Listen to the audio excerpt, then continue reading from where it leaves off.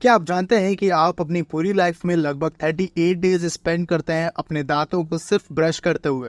और क्या आप जानते हैं कि अगर किसी फीमेल की ओरल हेल्थ अच्छी नहीं है तो 7 टाइम्स चांस बढ़ जाता है कि वो प्री मैच्योर बेबीज को जन्म देगी। क्या आप जानते हैं कि बैड ओरल हाइजीन से कैंसर और हार्ट डिसीजेस तक हो सकती हैं। हम अपनी डेली लाइफ में डेंटल हेल्थ से रिलेटेड छोटी छोटी चीजों को इग्नोर करते हैं, जैसे कि कोई भी टूथपेस्ट यूज कर लेना। हम में से ज्यादातर लोगों को टूथब्रश करने का सही तरीका तक नहीं पता होता और वो कैसे भी बस अपने दांतों को घिसते रहते हैं। हमें दांतों में कोई भी प्रॉब्लम होती है तो हम पहले घर के नुस्खे ट्राई करते हैं और एंड स्टेज में जाके डॉक्टर को मिलता है, जब तक शायद देर हो चुकी होती है। इन सब के बारे में बात करने के लिए आज की हमारी गेस्ट हैं डेंटल सर्जन डॉक्टर सुहानी तालेसरा। आज के एपिसोड में हमने उनसे जानने की कोशिश करी है कि वो कौन से साइंस होते हैं जो हमारी बॉडी देती है, जिससे हमें पता चल सकता है कि we need to consult a dentist.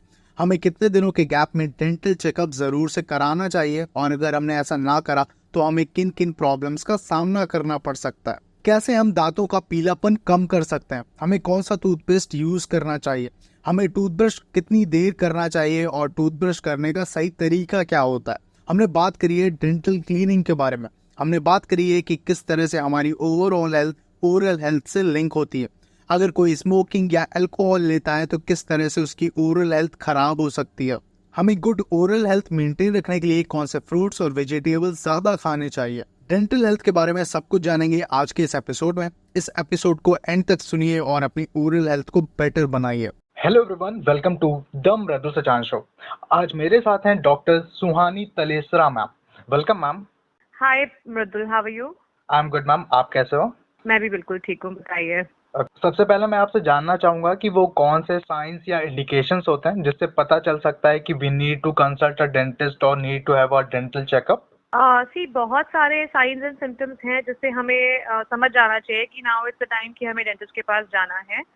सबसे पहले हमें अगर दांतों के आसपास डिपॉजिट, जिसको हम प्लाक टार्टर बोलते हैं, स्टेन्स बोलते हैं, हमें जब अगर वो दिखता है तो इसका मतलब है कि हमारा जो ईयरली डेंटल क्लीनिंग का टाइम आ गया है। अपार्ट फ्रॉम दैट, अगर हमें गम्स में से ब्लीडिंग दिखती है या ब्रश करते वक्त हमें लगता है कि गम्स ब्लीड कर रहे हैं, खून निकल रहा है, हमारे मुंह से कभी कभी बैड स्मेल हमें महसूस होती है, लोग भी बोलते हैं कि आपके मुंह से स्मेल आती है, तो ये समझ जाना चाहिए हमें कि अभी डेंटिस्ट के पास जाने का टाइम आ गया। ऑलराइट मैम, तो मैम कितने दिन के गैप में हमें जरूर से डेंटल चेकअप करवाना चाहिए? एक नॉर्मल पेशेंट को हम हर 6 महीने में डेंटल चेकअप के लिए एडवाइस करते हैं। पर ऐसे बहुत सारे लोग हैं जो कि हैबिट्स भी रखते हैं, जैसे कि स्मोकिंग, टबैको एक्सेट्रा। उनके केस में उन्हें थोड़ा सा और फ्रीक्वेंटली जाना चाहिए। इनफैक्ट उन्हें हर 4 से 6 महीने में एक बार अपने दांतों की प्रोफेशनल क्लीनिंग जरूर करवा लेनी चाहिए। तो मैम, इंडिया में मेजोरिटी लोग ऐसे हैं जो रेगुलर डेंटल चेकअप नहीं कराते, तो मैं आपसे जानना चाहूंगा कि अगर वो डेंटल चेकअप नहीं करा रहे हैं तो उनको किन किन प्रॉब्लम्स का सामना करना पड़ सकता है? बिल्कुल, इंडिया में 90% पीपल आर लाइक कि जब तक जरूरत ना पड़े तब तक डेंटिस्ट के पास हमें ना जाना पड़े।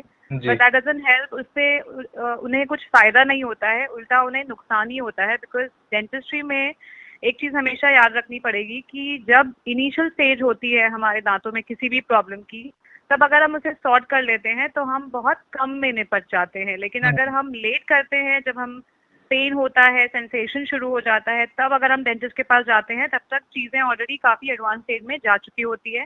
तो ट्रीटमेंट भी काफ़ी एक्सपेंसिव करना होता है और हमारा एक्सपेंडिचर भी काफ़ी ज़्यादा होता है।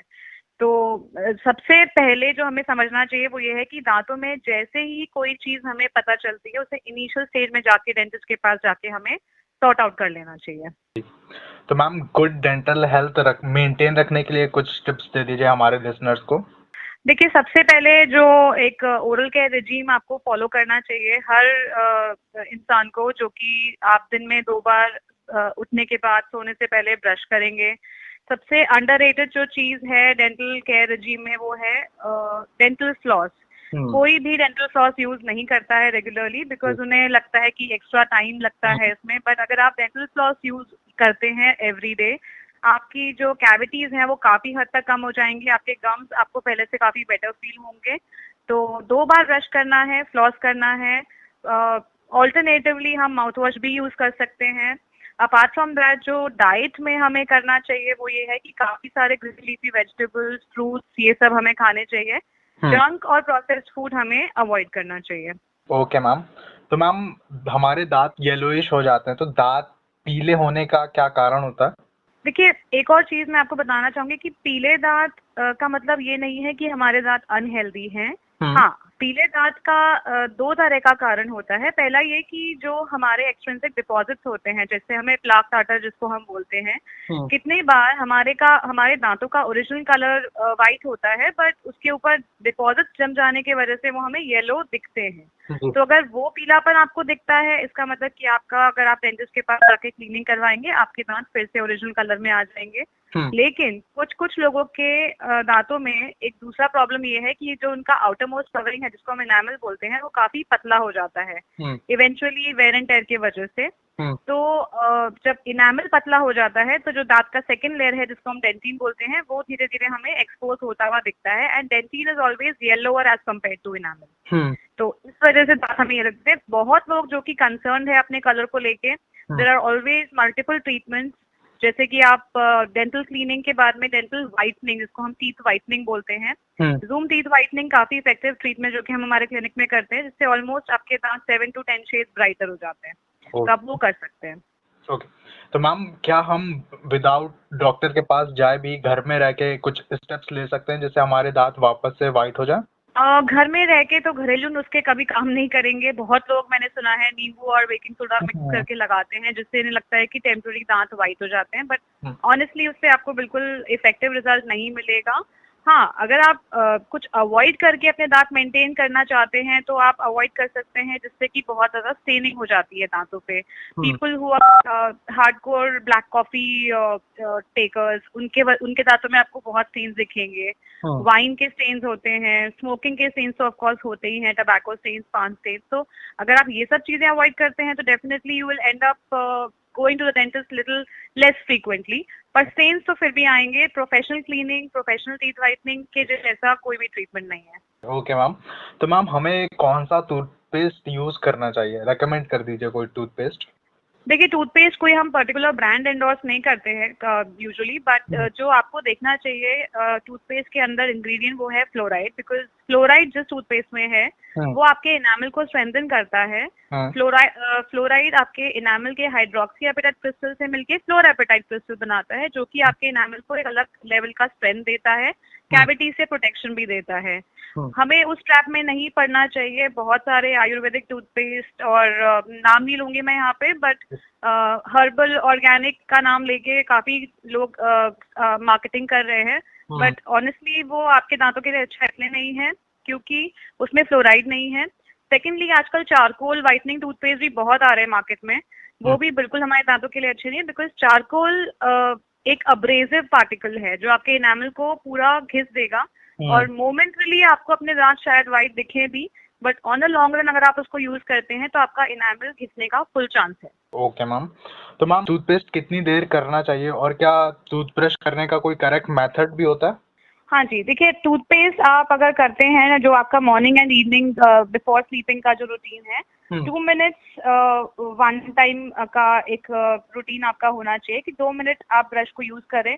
ब्रश को यूज करने का जो प्रॉपर तरीका है वो है अप डाउन एंड राउंड। आप टूथपेस्ट को ब्रश पे अप्लाई करिए, पी साइज टूथपेस्ट को लेके अप डाउन एंड राउंड में मूव करते करते आप करेंगे। जो रॉन्ग मोशन है वो है हॉरिजॉन्टल ब्रशिंग, जो हम राइट लेफ्ट करते हैं, उससे हमारे दांतों में सर्वाइकल अब्रेजन्स हो जाते हैं और कैविटीज ग्रूव्स बन जाते हैं, तो वो हमें नहीं करना है। सेकेंडली, एक और मिथ है कि जितना जोर से आप ब्रश को अपने दांतों पे रगड़ेंगे दांत उतने चमक जाएंगे, जबकि होता ऐसा नहीं है, होता बिल्कुल ऑपोजिट है। जितना प्रेशर आप लगा रहे हैं, जितना अग्रेसिवली आप ब्रश कर रहे हैं, आपका इनामल उतनी ही स्पीड से धीरे धीरे घिस जाएगा। तो be very gentle while brushing, बहुत आराम से धीरे धीरे करके आपको up down and round motion में अपने दांतों को 2 मिनट तक ब्रश से क्लीन करना है, दोनों टाइम। Okay ma'am. तो मैम माउथ वॉश और टूथपेस्ट में क्या बेटर रहता है? देखिए, टूथपेस्ट तो इंटीग्रल पार्ट है ओरल रेजिम का। माउथ वॉश अगर आप एवरीडे नहीं यूज कर पाते फॉर सम रीजन, आपको टूथपेस्ट तो यूज करना ही है, बट टूथपेस्ट के बिना बहुत लोग, मैंने देखा है, अभी भी अवॉइड करते हैं। जो पढ़े लिखे लोग नहीं होते, वो लोग बोलते हैं कि हम नहीं ब्रश यूज करते हैं मुंह के अंदर, हम उंगली से ब्रश करते हैं, विच इज नॉट राइट। आपको ब्रश ही यूज करना है, टूथपेस्ट ही यूज करना है। Okay ma'am. तो मैम कई लोग बोलते हैं और मैंने भी कई लोगों के मुंह से सुना है कि अगर किसी के कुछ सीवियर प्रॉब्लम हो गई और उसके दांत निकालने पड़ गए तो क्या उसकी आंखों की रोशनी कम हो जाती है? देखिए, अगर ऐसा होता तो जो लोग डेंचर्स पहनते हैं, जो लोग बत्तीसी पहनते हैं, वो सब आपको अंधे ही दिखते हैं। ऐसा नहीं होता है, क्योंकि जिनके दांत नहीं है उनके आंखों का मतलब आंख और दांत का कुछ भी लेना देना नहीं है। There is no relationship between them. हमारी आंखों की नस सेपरेट होती है, दांतों की ब्लड सप्लाई सेपरेट होती है। तो आज से बहुत साल पहले ये मिथ हो गया था लोगों के दिमाग में, जैसे हमारे दादा परदादाओं के समय से ये चला आ रहा है। तो जनरेशन बाय जनरेशन चीजें पास होती है, तो ये भी एक मिथ है जो पास होती है। अगर 10 पेशेंट्स के हम दांत निकालते हैं, उसमें से 9 पेशेंट हमें यही बोलते हैं कि हमें दांत इसलिए नहीं निकालना है क्योंकि हमारी नजर कमजोर हो जाएगी, जबकि this is not a fact, this is just a myth. कभी भी किसी का भी दांत निकालने से आंख पे कुछ भी फर्क नहीं पड़ता है। Okay ma'am. तो मैम हमारी ओवरऑल हेल्थ हमारी ओरल हेल्थ से किस तरह से लिंक होती है? Oral health and overall health में काफ़ी क्लोज रिलेशनशिप है। किसी पेशेंट को अगर गम प्रॉब्लम्स, जिंजिवाइटिस या फिर डीके है तो उस वजह से काफ़ी सारी दूसरी सिस्टेमिक कंडीशंस हो सकती है, या फिर जो एग्जिस्टिंग कंडीशंस है वो एग्रेवेट भी हो सकती है, जैसे कि हार्ट प्रॉब्लम्स, रेस्पिरेटरी इन्फेक्शंस, हमारी बॉडी में diabetes. On the other hand, अगर किसी को सिस्टेमिक कंडीशंस, ये जो मैं आपको बोल रही हूँ, डायबिटीज़ या जो भी आपको बताया मैंने अभी, प्रेगनेंसी स्पेशली, इनका मैनिफेस्टेशन ओरल कैविटी में भी देखा जा सकता है। For example, a pregnant patient visiting us will always have bleeding gums, क्योंकि उनकी बॉडी में हार्मोनल चेंजेस इतने हो जाते हैं प्रेगनेंसी के टाइम पे, तो उनके गम्स हमें ब्लीड करते हुए दिखते हैं, उनको बैड स्मेल का प्रॉब्लम होता है। तो काफ़ी क्लोज रिलेशनशिप है दोनों में, इसलिए ओरल हेल्थ को काफ़ी इम्पोर्टेंट है हमें सही रखना, जिससे कि हमारा ओवरऑल हेल्थ भी अफेक्ट ना हो। Alright ma'am. तो मैम हेल्दी टीथ के लिए हमें कौन कौन से फूड अवॉइड करने चाहिए और क्या क्या ज्यादा खाना चाहिए?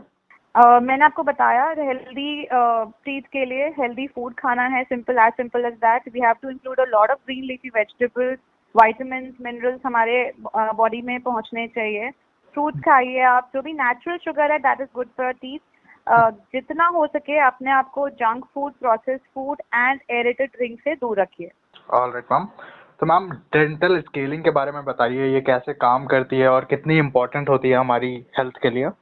सी, dental scaling also called as professional teeth cleaning एक ऐसा प्रोसेस है जो कि हर किसी को हर 6 महीने में या 8 महीने में एक बार कर लेना चाहिए। Basically how you would service your 2 wheeler और 4 व्हीलर, आप उसकी भी सर्विसिंग कराते हैं, आप अपने एसी की सर्विसिंग कराते हैं। एक तरह से दांतों की सर्विसिंग है ये, जिसमें कि हम सारा का सारा एक्सट्रिंसिक डिपॉजिट जो है आपके दांतों के चारों तरफ वो रिमूव करते हैं।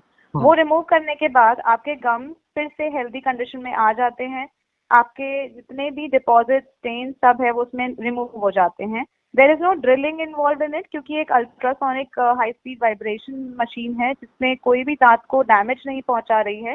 दांत के ऊपर जितना भी कचरा है वो ये रिमूव कर देती है, और हर 6 मंथ्स में आपको ये करना है। I being a dentist also I get my clean up done once every 6 months, so it's as good as maintaining your oral hygiene. Alright ma'am. तो मैम आजकल डेंटिस्ट इंडिया में हर जगह बहुत इजीली अवेलेबल है, तो ऐसे में हमें किस डेंटिस्ट के पास जाना चाहिए या पेशेंट को कैसे पता चल सकता है कि उसका सही और प्रॉपर डेंटल ट्रीटमेंट हो रहा है?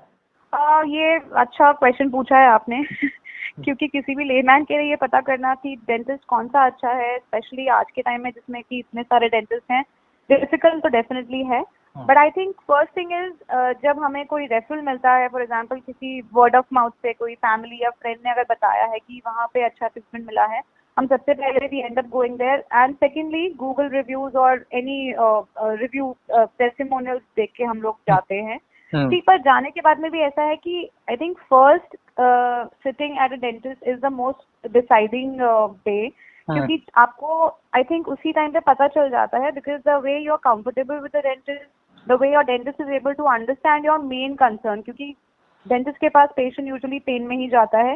तो अगर आपको वो पेन का सोल्यूशन मिल गया है तो इसका मतलब कि आपको पता चल जाना चाहिए कि you are at the right place. Secondly of course the machinery, the technology part what I am talking about, जो भी जहाँ पे आपको लगता है कि machinery and technology is up to date, that is I think the right place for anybody to go ahead with the dental treatment. तो ma'am अक्सर कहा जाता है कि चॉकलेट, टॉफी, बेसिकली मीठी चीजें मत खाओ वरना कैविटी हो जाएगी, पर while I was searching for our episode तो मैंने एक आर्टिकल पढ़ा कि sugar does not causes cavities। तो बताइए कि क्या सही है, शुगर से कैविटी होती है या नहीं? शुगर खाने की वजह से कैविटी नहीं होती है, टू बी वेरी ऑनेस्ट। हम्म होता क्या है कि हम शुगर खा लेते हैं हम्म और शुगर खाने के बाद में if we are not ensuring कि हम ब्रश कर लें तो जो हमारे दांतों के ग्रूव्स हैं वहाँ पे वो शुगर का जो भी है वो स्टे कर जाता है and the bacteria what we have in our mouth they like that acidic medium. तो वो जो एसिड सिक्रीट करने के बाद में कैविटी प्रोन एरिया बनने के बाद में कैविटीज की बनने की स्पीड बढ़ जाती है। okay।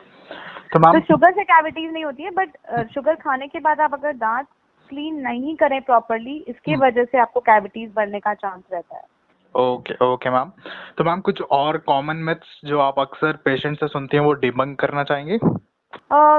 काफी मिथ्स तो हमने आई थिंक सॉर्ट आउट कर ही ली है, बट हाँ there are couple of more things जो मैंने आपको बताया कि अग्रेसिव ब्रशिंग, हार्ड ब्रशिंग से अपने दांत ज्यादा साफ नहीं होते।